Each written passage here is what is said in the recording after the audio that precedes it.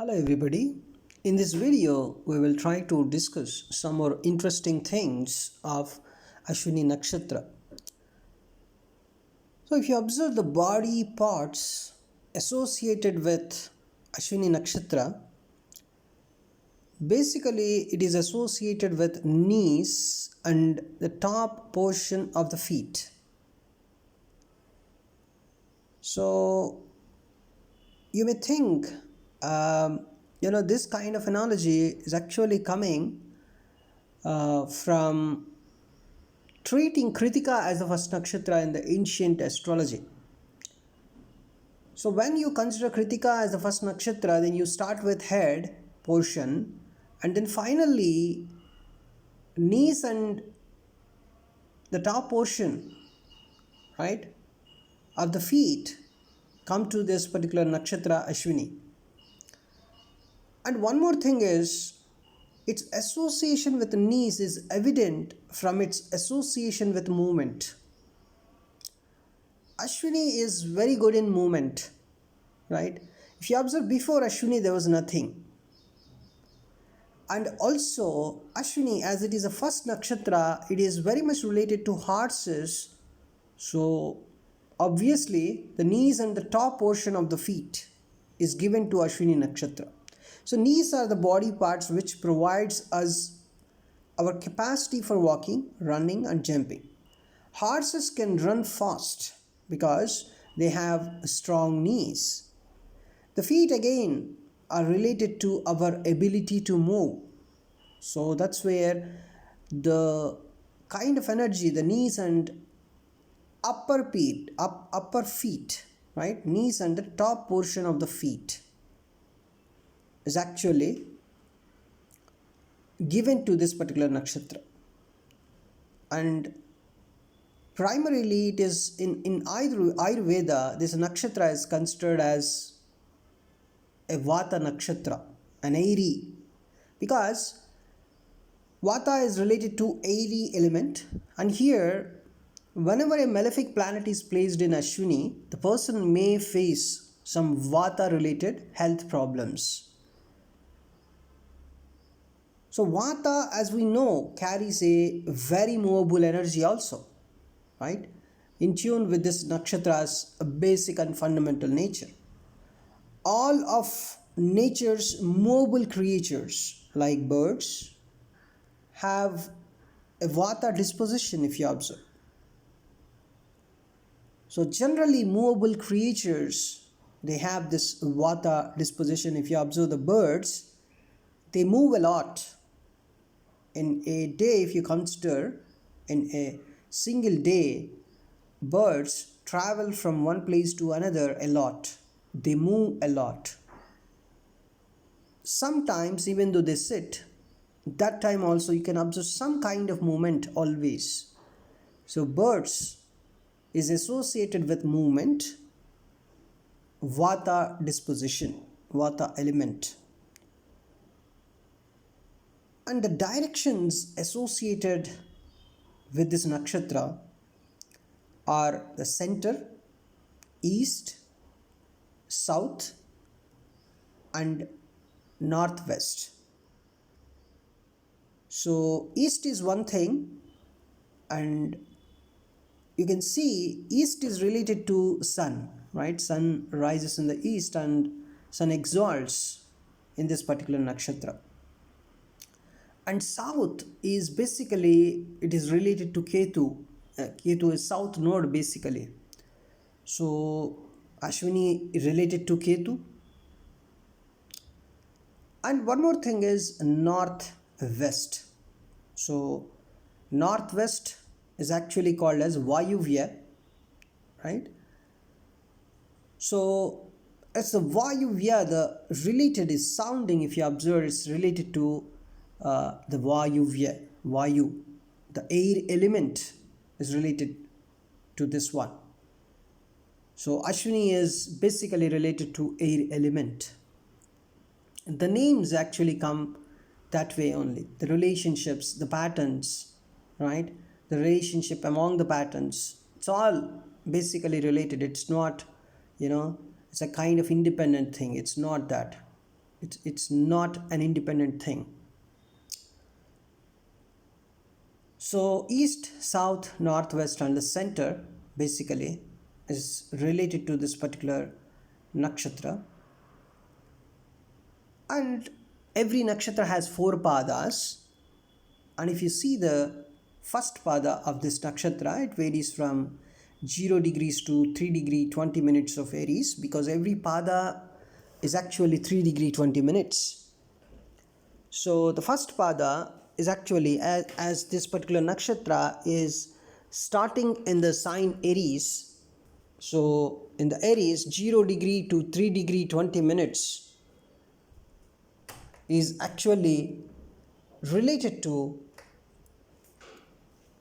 Ashwini Nakshatra. So Ashwini Nakshatra first pada is from 0 degree to 3 degree 20 minutes. And whenever you discuss a pada, you generally talk about the Navamsha, where it falls in, right? So the Navamsha energy also associated with it. So the first pada is from 0 degrees to 3 degree 20 minutes of Aries. So the Navamsha is Aries. So the first pada of this nakshatra is from Aries, the second pada is Taurus, third is Gemini, and fourth pada, Navamsha, is Cancer. So Navamsha repeats, basically it starts. So as it is the first nakshatra, we have the four padas related to Aries, Taurus, Gemini and Cancer. The next nakshatra is Bharani. So Bharani first pada, Navamsha starts with Leo, because till Cancer in the Navamsha, this particular nakshatra is occupied, right? So for Bharani first pada, it's Leo, Bharani second pada, Virgo, Bharani third pada, Libra, and Bharani fourth pada, it is Scorpio. Now, so you can see the first pada is in Aries Navamsha, and of course Aries is ruled by Mars. So this is the pada which relates to the most pioneering, courageous and physically active part of this nakshatra, because more Martian energy is included. Because you can see Ashwini first pada is in Aries sign and its Navamsha is also Aries. Both have Martian energy, right? So more Martian energy, so more courageous and physically activeness is present in this particular nakshatra. So generally this particular people, they can excel in sports as well, right? This pada is full of initiative and bestows abundant energy and drive. So that's where sportsmen can, whenever a person have some planet in Ashwini first pada, of course it is a Gandanta pada. We'll discuss that in some time. So whenever a person has this kind of energy, more Ashwini first pada energy, he can excel in sports. Why Ashwini is called as Gandanta pada? Gandanta is the junction between a watery sign and a fiery sign. Here Pisces is a watery sign and Aries is a fiery sign. So the Revati fourth pada and Ashwini first pada, right? These are actually the Gandanta padas. They have more a kind of painful energy, you can say, because there is a kind of severe transition, right, from fire to from water to fire, right? So the kind of energy is very confusing and painful as well, right? So when a person has more planets in Gandanta padas, then the person may have some kind of painful travel in his or her life. So because it's a very confusing energy, right? So they have to do necessary propitiations to avoid any kind of painful things, right? So the second pada, if you observe, it is varying from 3 degree 20 minutes to 6 degree 40 minutes of Aries, and it is falling in Taurus Navamsha. And of course Taurus Navamsha is ruled by Venus. So here the energy is of Venus is coming into the picture. So Mars in the Rashi chart and in the Navamsha chart, it is Venusian energy. So Mars, Venus And of course, Ketu is Ashwini Nakshatra's Lord, so Ketu energy. It's a mixture of three energies, Ashwini second pada. So this pada relates to the more practical and resourceful aspect of this nakshatra. As Venus is coming into the picture here, the resources are coming into the picture, right? So more practical and resourceful. Venus is more practical and resourceful, as we know the behavior. So it is connected to the splendorous, graceful and indulgent aspect of this particular nakshatra, you can say, because as Venus is coming, the splendorous, graceful, indulgent aspect is coming into the picture, as Ashwini's second pada is belonging to the Venusian Navamsha, that's Taurus, of course. So this pada likes to see the material manifestation of its thoughts and ideas. So we discussed Ashwini is very much famous to converting the brain impulses into thoughts and thoughts into actions. They are very quick in doing this. So in order to manifest something, this behavior is very much required. For the material manifestation can only happen when you have some fast brain impulses and when you convert them into some ideas and into actions finally, right? So the Venusian energy is coming into the picture here. And the third pada, or the third quarter of this particular nakshatra, is from 6 degrees 40 minutes to 10 degrees of Aries.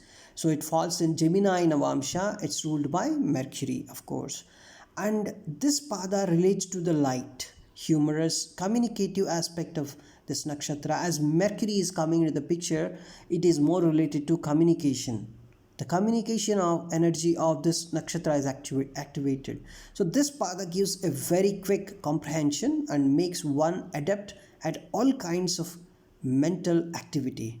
Because Mercury is very much related to logical thinking, communication, academic excellence. So that's where this particular pada, generally the Ashwini third pada, is treated as very good pada for all the academics.